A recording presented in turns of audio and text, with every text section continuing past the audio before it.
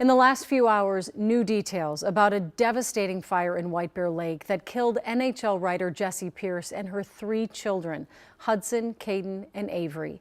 White Bear Lake officials say their preliminary findings do not show any evidence the fire was set intentionally.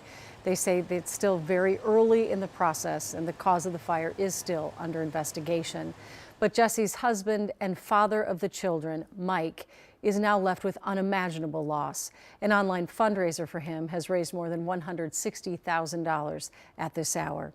Meanwhile, a concert aimed at helping people through grief just wrapped up in White Bear Lake. It was scheduled before the fire, but tonight took on new meaning. Raya Katene joins us live from White Bear Lake. Raya? Yeah, we're at United Methodist Church and it was packed here tonight, Julie. Of course, the recent public deaths of Jessie Pierce and her children, as well as First Class Sergeant Nicola Moore, are top of mind for a lot of people in this community. But this concert wasn't put on specifically in response to those tragedies. It was really meant to be a space for anyone who's experiencing grief to come together and allow the music to move them.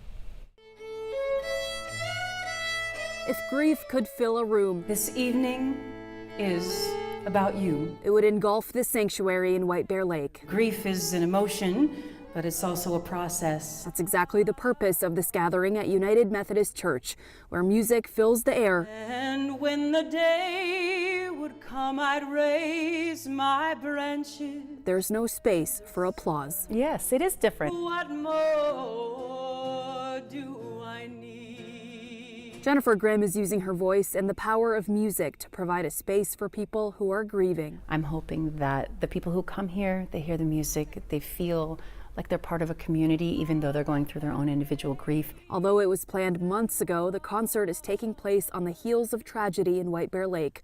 A first-class sergeant recently losing her life overseas, and a sports journalist along with her kids passing away in a house fire. The timing just coincidentally happened to be that there were a couple also tragedies here in this area, that if folks are grieving or they want a place to come, they certainly can come. And this is a time to remember you're not alone. And it tends to bring community together even more when that happens. Dan and Polly Freilick lived in White Bear Lake for more than 2 decades before moving away. Tonight, their grief brought them back. This is probably be very healing for a lot of people, and for us included. Hallelujah, hallelujah. Each person on their own journey of processing grief, coming together tonight as one. It's a time, certainly in this community right now, because we've had some tragedies, but I think overall in America, it's just sort of a turbulent time. It's a broken hallelujah. I'm hoping that the music will touch everyone.